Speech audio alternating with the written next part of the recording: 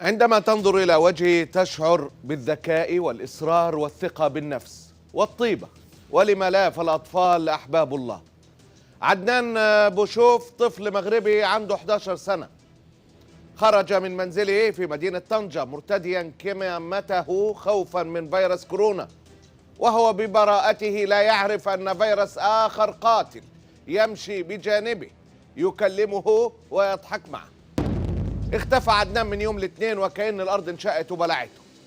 فيما كان يجرى البحث على قدم وساق رصد تسجيلات مصورة تشير إلى احتمال تورط أحد الأشخاص والذي يسكن بالقرب من عائلة عدنان في استدراجه.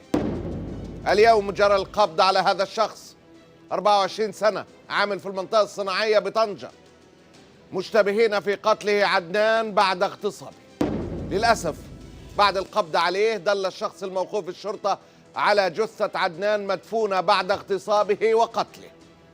السلطات المعنية أصدرت بيان قالت فيه أن المشتبه أقدم على استدراج الضحية إلى شقة يستأجرها بنفس الحي السكني، وقام بتعريضه لاعتداء جنسي متبوع بجناية القتل العمد في نفس اليوم وساعة الاستدراج، ثم عمد مباشرة لدفن الجثة بمحيط سكني.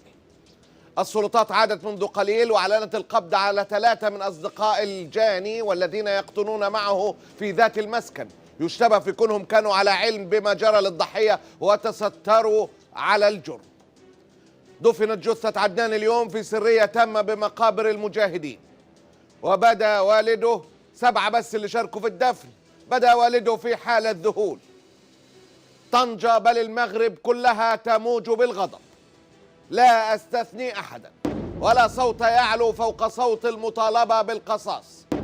آلاف الرسائل تصلني من المغاربة داخل وخارج المغرب تطالب بالقصاص وتنفيذ شرع الله، فهو الوسيلة الوحيدة لتهدأ النيران في قلوب مشتعلة.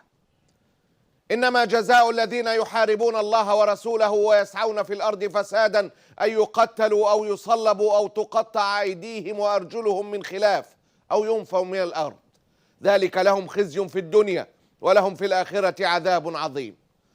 اللهم رحمتك بتلك الأسرة المكلومة، واربط على قلوبهم وارزقهم الصبر والسلوان، وإنا لله وإنا إليه راجعون. الله غالب.